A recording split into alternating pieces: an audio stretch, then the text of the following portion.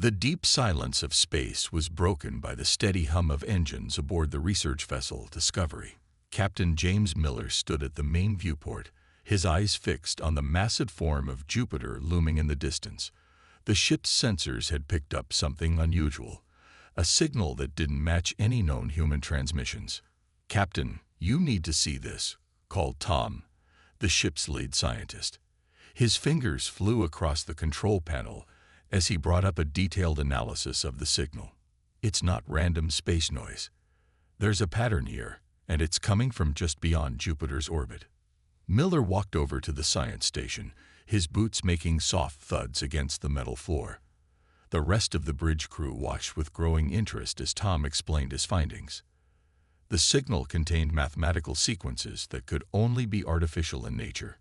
"Should we inform Earth Command?" asked Robert, the communications officer, his hand already hovering over the transmitter. Miller nodded slowly. "Send them what we have, but let's investigate further. Take us closer to the source."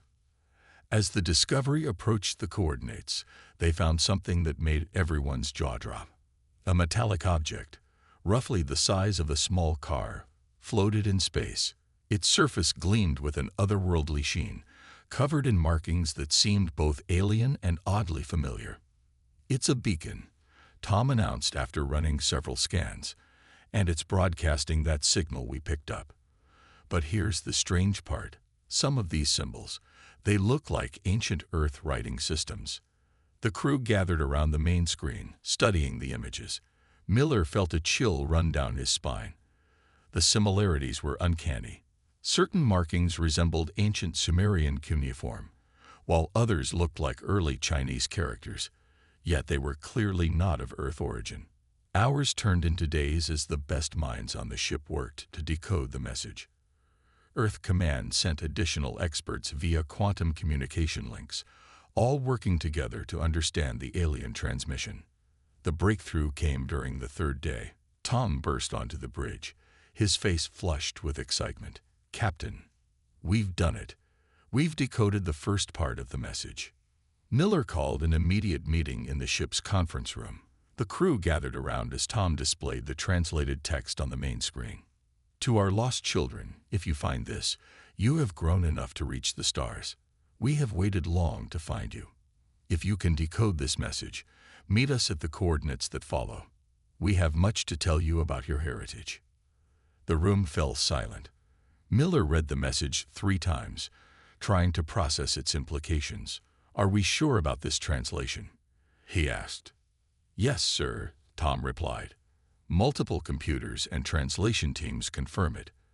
The basic structure is similar to several ancient Earth languages, but it's more evolved, like they all came from this one source." As they discussed the message, another transmission began broadcasting from the beacon. This time, it included visual data, 3-dimensional star maps, and coordinates for a meeting point in neutral space. "Earth Command is going crazy over this," Robert reported, looking up from his communication panel. "They're calling it the most important discovery in human history."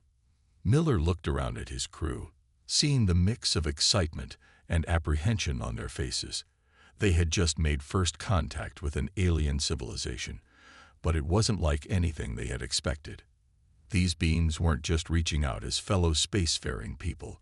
They were claiming some kind of ancient connection to humanity. "Set a course back to Earth," Miller ordered. "We need to prepare for what comes next. Something tells me this is just the beginning of a much bigger story."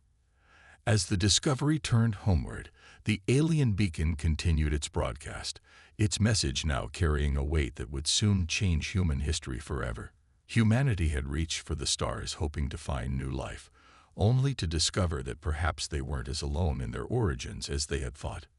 The truth was about to shake the foundations of human civilization, and James Miller and his crew had just made the first step into this new reality. The United Earth Station, Harmony, orbited at the agreed meeting point, its solar panels gleaming in the distant sunlight.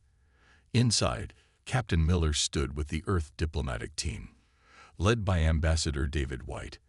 The station's observation deck offered a perfect view of the surrounding space, where everyone waited for the arrival of their mysterious visitors. Any sign of them yet? White asked, checking his watch for the 10th time in the past hour. The ambassador's normally calm demeanor showed signs of stress, his fingers drumming against the railing. Their message said they would arrive exactly at 900 hours, Miller replied, looking at the digital display on the wall. We have 3 minutes left. Right on time, space itself seemed to ripple. A ship emerged from what looked like a fold in reality, its surface shimmering with colors that human eyes had never seen before. The vessel was massive, easily 3 times the size of Earth's largest space carrier. My God, breathed White, pressing closer to the viewport. It's beautiful. The alien ship moved with impossible grace for its size, coming to a perfect stop alongside the station. As they watched, a smaller craft detached from the main vessel and approached the station's docking bay. All personnel, prepare for docking procedures, announced the station's eye. First contact protocols are now in effect. The diplomatic team gathered in the meeting chamber, a specially prepared room with various atmospheric settings to accommodate different life forms. Miller noticed the security teams discreetly positioned around the room, their nervous energy barely contained. The airlock cycled, and everyone held their breath. The aliens entered, and the humans found themselves facing beings that seemed both familiar and utterly foreign. They walked on 2 legs and had 2 arms, but their skin had a subtle crystalline quality that caught the light in mesmerizing ways. Their eyes were larger than human eyes, with pupils that shifted color like oil on water. The leader of the alien delegation stepped forward. Unlike the others, who wore simple robes, this one was dressed in what appeared to be ceremonial armor that moved like liquid metal. We are the predecessors. It spoke in perfect English, though its mouth didn't move. The words seemed to form directly in their minds. We have traveled far to find you. Ambassador White stepped forward, bowing slightly. Welcome to Harmony Station. We are honored to meet you. The alien leader raised its hand in a gesture that seemed surprisingly human. The honor is ours. We have waited so long for this moment. Its voice carried an emotion that needed no translation. Joy mixed with something like relief. Our scientists have many questions, White began, but the alien leader gently interrupted. First, we must confirm what we suspect. It gestured, and another predecessor stepped forward carrying what looked like medical equipment. Would you permit us to take biological readings? We promise no harm will come to any of you. After a quick consultation with the human scientific team, White agreed.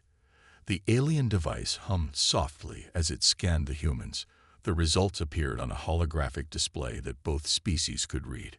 The predecessor leader's hand trembled as it studied the readings. It is true, it whispered, the mental voice thick with emotion. You are our children. After all these ends, we have found you. The scientific data showed unmistakable genetic similarities between the 2 species. Complex DNA structures matched in ways that couldn't be coincidental. The human scientists in the room looked stunned as they analyzed the results. But how is this possible? Miller asked, voicing the question on everyone's mind. The predecessor leader turned its color-shifting eyes toward him.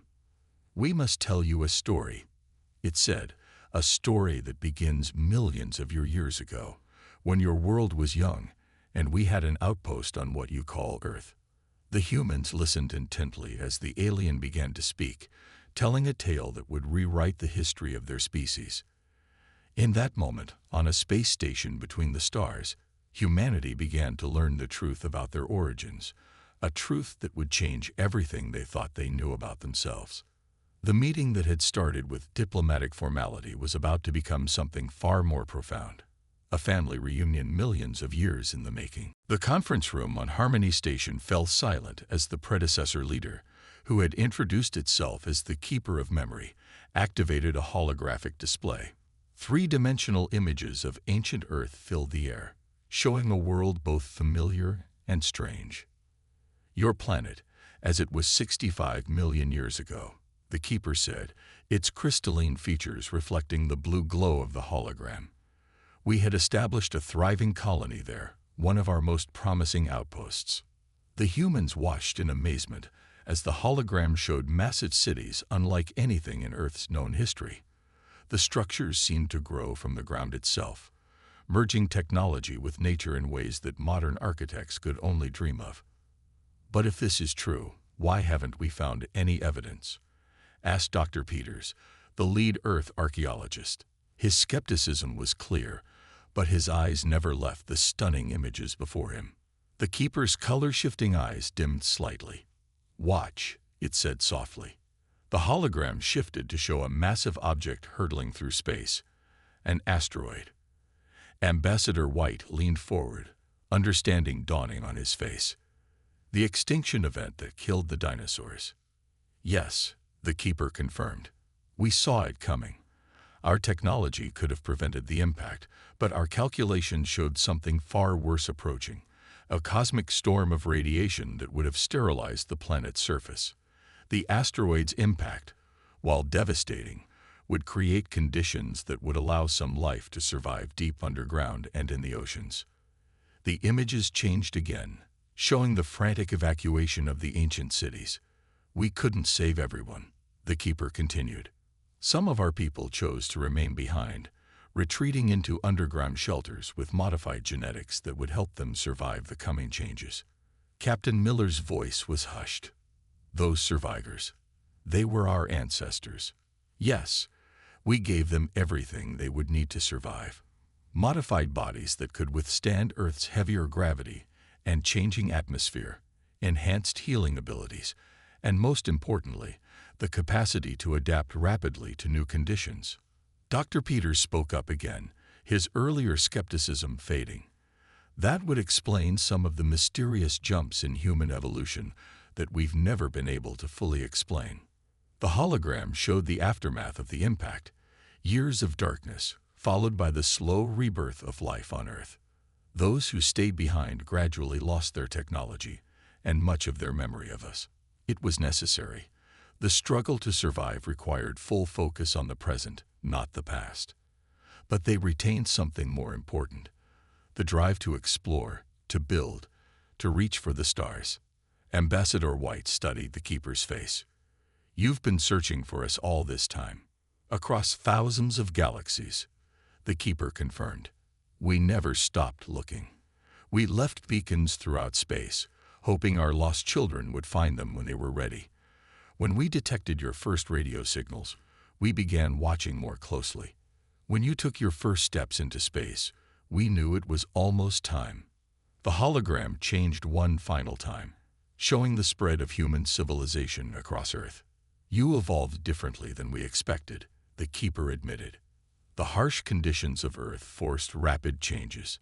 In many ways, you've become more than what we were. More adaptable, more resilient, more innovative." "And now," Miller asked, "what happens now that you found us?" The keeper's features softened in what seemed like a smile. "Now we share with you what is rightfully yours. The knowledge and technology of your ancestors. But more importantly, we hope to learn from you. You've developed abilities and perspectives we never imagined possible." As the hologram faded, the humans in the room sat in stunned silence, trying to process the magnitude of what they'd learned. Their entire understanding of human history, of their very identity as a species, had just been completely transformed. "There is much more to tell," the keeper said gently, "and much more to learn from each other. This is just the beginning." The truth of humanity's origins was finally revealed, not in ancient ruins or fossil records, but in the stars they had struggled so long to reach. They were not alone in the universe. They never had been. They were the children of the stars, finding their way back home. The predecessor homeworld, Luminara, hung like a jewel in space, its 3 moons casting multiple shadows across its crystalline surface. The human delegation stood on the observation deck of their transport ship, awestruck by the sight before them. "It's like someone built an entire planet out of diamonds," breathed Dr. Peters, pressing his hand against the viewport. The planet's cities seemed to grow naturally from the crystalline terrain, their spires reaching toward the stars. Ambassador White led the human group, which included Captain Miller, Dr. Peters, and several other specialists chosen to represent Earth. As their ship descended through the atmosphere, the true scale of predecessor civilization became apparent. "Welcome to the first city," their guide, a predecessor named Lightbearer, announced as they landed. Unlike the formal diplomatic reception on Harmony Station, this welcome felt different, warmer, more personal. The humans stepped out into what appeared to be an open plaza. The air shimmered with floating lights that served as both illumination and information displays. Music drifted through the air, and Miller suddenly stopped in his tracks. "That melody," he said, "it's similar to an ancient Earth lullaby." Lightbearer's crystalline features brightened. "Yes, we've noticed many such similarities. Please, follow me to the Hall of Echoes." The hall turned out to be a vast museum of cultural artifacts from both civilizations. Side by side, they saw predecessor art next to human paintings, and the similarities were undeniable. The same themes appeared again and again: the search for meaning, the celebration of life, the desire to understand the cosmos. "Look at this," Dr. Peters called out, pointing to a predecessor musical instrument. "It's practically identical to an ancient Chinese guqin, just made from different materials." As they moved through the hall, more parallels emerged. Mathematical principles, architectural designs, even basic cultural values showed striking overlaps. The predecessors had been right. This was more than just convergent evolution. "There's something I don't understand," Ambassador White said as they paused in a chamber filled with holographic star maps. "If you're so technologically advanced, why share everything with us so freely? Many on Earth are concerned this is too good to be true." Lightbearer's response was immediate: "Because it is your birthright. But more than that, we've seen how you've grown, how you faced challenges we never imagined. Your art, your music, your literature, they carry an emotional depth that many of our people had forgotten was possible." To demonstrate this point, Lightbearer led them to another chamber where a human symphony was being performed by predecessors. The alien musicians played with technical perfection, but something was different in their interpretation. "They're learning from your recordings," Lightbearer explained. "Your music has taught us to feel in new ways. You've kept something we lost long ago: the raw connection between emotion and expression." The day continued with more revelations. The predecessors shared technological advancements that seemed like magic to the humans, while the humans shared stories, art, and music that moved their hosts to displays of emotion many had thought them incapable of. In one touching moment, a young predecessor child approached Dr. Peters, offering him a crystalline flower that seemed to sing when touched. In return, Peters taught the child to whistle, something the predecessors had never considered possible. "You see," Lightbearer said to Ambassador White, watching the exchange, "we're not just giving. We're receiving so much in return. Your species has developed in ways we never expected. You've taken our basic template and created something entirely new." As the Earth delegation prepared to return to their quarters for the night, Captain Miller noticed something remarkable. The initial awkwardness between the two species had completely dissolved. Humans and predecessors were chatting, sharing stories, and even attempting to learn each other's forms of art. "It's not just a cultural exchange," he remarked to Ambassador White. "It's a family reunion." White nodded, watching a group of predecessors attempting to learn human dance moves. "Yes, and like all family reunions, it's full of surprises. We're not just learning where we came from, we're learning who we've become." The alert came without warning. Captain Miller was still on Luminara when the emergency transmission from Earth cut through all communication channels. His blood ran cold as he listened to the message. "Multiple unknown vessels have appeared in Earth's solar system." The transmission crackled. "They've already destroyed 3 outer colony outposts. No response to communication attempts. Requesting immediate assistance." The predecessor High Council chamber erupted into activity. The Keeper's crystalline features hardened as it watched the tactical displays showing the invasion fleet. ships that were neither human nor predecessor in design. The harvesters, Lightbearer said grimly. They seek resources without regard for inhabited worlds. We've fought them before. Ambassador White stepped forward. Earth's defense fleet is substantial, but we've never faced an enemy like this. You won't face them alone, the Keeper declared. We will honor our blood ties. The predecessor fleet stands ready. Within hours, massive predecessor warships were emerging from fold space near Earth, taking up defensive positions alongside human vessels. Captain Miller found himself aboard the Earth flagship, Defiant, coordinating with both human and predecessor forces. The harvester ships were dark, angular things that seemed to absorb light, rather than reflect it. They attacked with a brutality that shocked even the veteran predecessor commanders. 3 of them descended on a human colony on Mars. What happened next surprised everyone. The human defenders, though technically outmatched, displayed a level of tactical creativity that the harvesters hadn't expected. Earth ships performed maneuvers that their designers had never intended, using Mars' gravity and atmosphere in ways that defied conventional space combat doctrine. Impossible, a predecessor commander exclaimed, watching the human cruiser execute a slingshot maneuver around Phobos that should have torn the ship apart. Their structural integrity should have failed. Miller allowed himself a small smile. We've learned to bend the rules a bit. The battle raged across the solar system. Predecessor ships provided the heavy firepower, while human vessels darted between them, exploiting gaps in the harvester formation that only human intuition could spot. The combination proved devastating. A group of harvesters broke through, heading for Earth. They probably expected an easy target. Instead, they met a planet that had spent centuries preparing for exactly this kind of threat. Ground-based defense systems, hidden asteroid bases, and swarms of automated drones responded with coordinated fury. Remarkable, the Keeper observed from its command ship. You've turned your entire solar system into an interconnected defense network. Paranoia has its uses, White replied dryly. We always suspected we might not be alone in the universe. The tide turned when human engineers, working with predecessor technology, devised a way to disrupt the harvester's energy shields. It was an impossible modification by conventional standards, but humans had long since learned to attempt the impossible. The harvester fleet, facing unexpected resistance and mounting losses, began to retreat. Their withdrawal was as methodical as their attack, but there was no mistaking the outcome.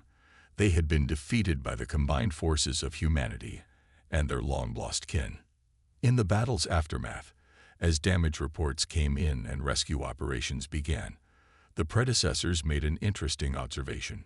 Your casualties are far lower than they should be, Lightbearer noted, reviewing the data. Your ships took hits that should have been fatal. Miller nodded. We build redundancy into everything. Multiple backup systems, emergency protocols, contingency plans for our contingency plans. We learned early on that survival often means expecting the worst. The Keeper studied the human officers with new respect. When we modified your ancestors to survive Earth, we had no idea you would evolve such remarkable traits. Your adaptability goes far beyond mere physical capabilities. We had good teachers, White replied, even if we didn't remember them. And now the galaxy knows. Humanity and the predecessors stand together. As the solar system returned to relative peace, both species knew this was just the beginning. The harvesters would return, perhaps with allies, but they would find Earth ready, defended by 2 civilizations that had finally reunited, each making the other stronger. The joint scientific conference aboard the space station Harmony drew the brightest minds from both humanity and the predecessors. In the wake of the harvester attack, both species were eager to understand exactly how humans had evolved so differently from their ancestors. Dr. Peters stood before the assembled scientists, his holographic display showing a complex comparison of human and predecessor DNA. The modifications you made to our ancestors were just the beginning, he explained. Earth itself finished the job. The room was silent as he continued, showing charts of human evolutionary paths. The harsh conditions on Earth after the asteroid impact created what we call evolutionary pressure. Each crisis forced rapid adaptation. Lightbearer stepped forward, adding its own data to the display. The original modifications were meant to help you survive. We never expected them to lead to such dramatic changes. The hologram shifted to show human brain scans alongside predecessor ones. While similar in basic structure, the human brains showed significantly more interconnections and adaptable neural pathways. Look here, Dr. Peters pointed. Humans developed an unprecedented ability to form new neural connections throughout their lives. We don't just learn, we completely rewire our brains based on experience. A predecessor scientist named Truth Seeker added its observations. Your pain tolerance exceeds our original designs by 300%. Your bodies can repair damage that would be fatal to us. Even your digestive systems adapted to process foods we would consider toxic. Captain Miller, who had been quietly observing, spoke up. During the battle, I noticed your ships never attempted certain maneuvers that our vessels routinely perform. Why is that? Because they would kill us, Lightbearer answered simply.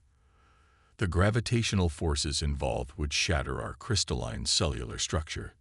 Yet, human bodies, while more fragile in some ways, can withstand these stresses. The display changed again, showing human social structures throughout history. This is perhaps the most remarkable adaptation, Dr. Peters continued. Humans developed extreme social flexibility. We can form cohesive groups and adapt our social structures almost instantly based on circumstances. We observed this during the battle, the keeper added, entering the conference room. Your ships reorganized their tactics spontaneously, without central coordination. Our fleet couldn't have done that. Further data showed how humans had developed abilities that the predecessors had never considered possible. Intuitive problem-solving that defied logical analysis, the ability to function despite severe sleep deprivation, and extreme psychological resilience in the face of adversity. You became what we couldn't, Lightbearer said with a hint of pride. We modified you for pure survival, but you evolved beyond mere survival into something more adaptable than we ever imagined. A human geneticist displayed a final set of data. The most interesting part is that we're still evolving. The modifications you made didn't just help us survive, they gave us the ability to keep adapting indefinitely. The keeper stepped into the center of the room, its crystalline form catching the light. We came looking for our lost children, hoping to restore you to what you once were. Instead, we found you had become something more, something better. Dr. Peters nodded.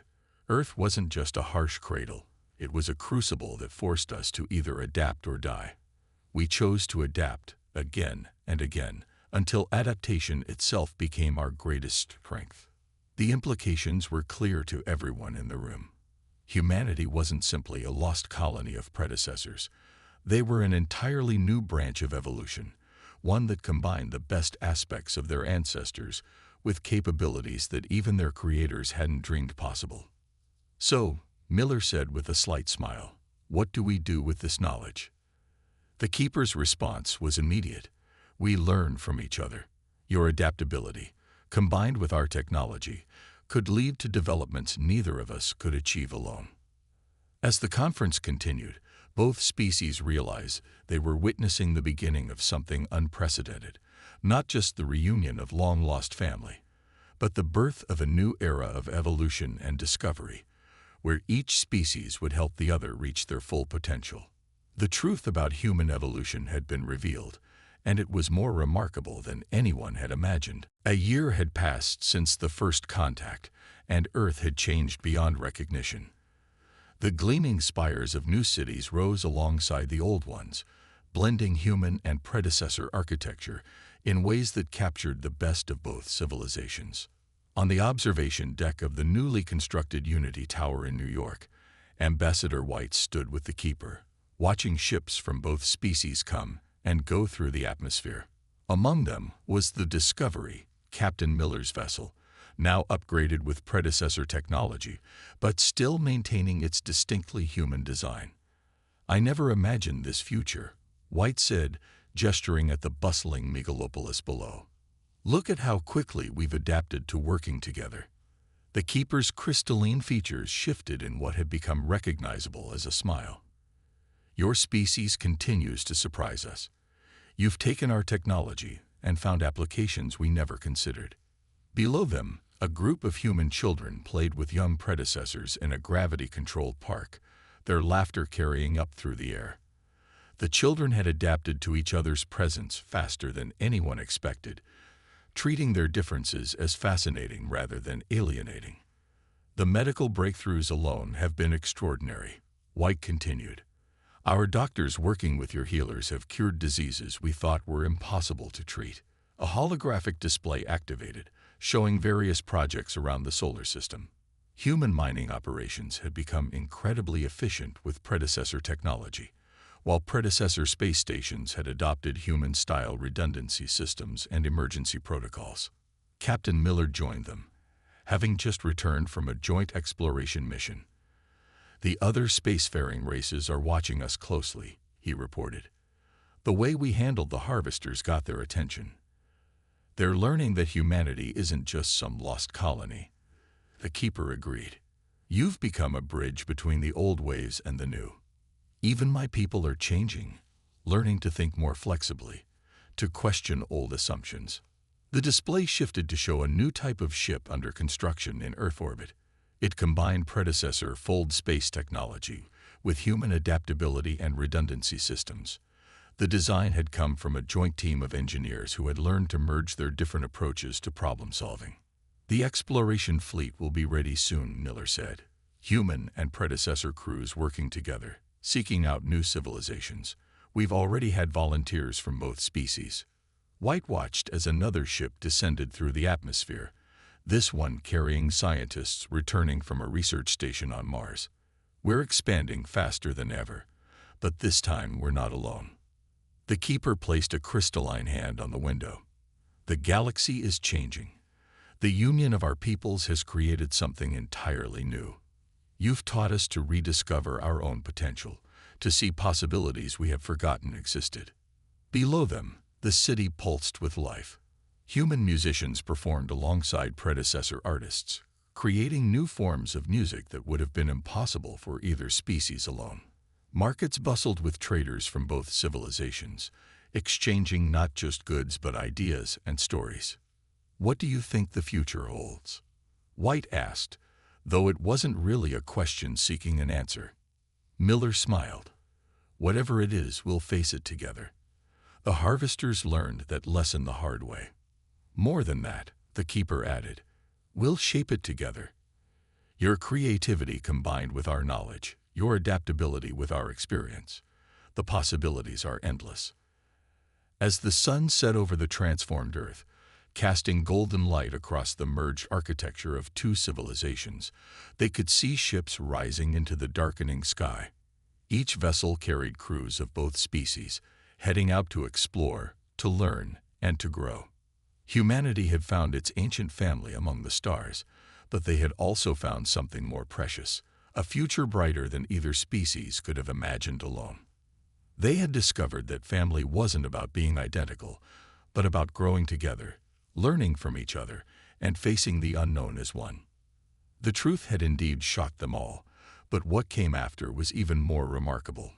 A new chapter in the story of life itself, written by two species who had found their way back to each other across the vast expanse of space and time.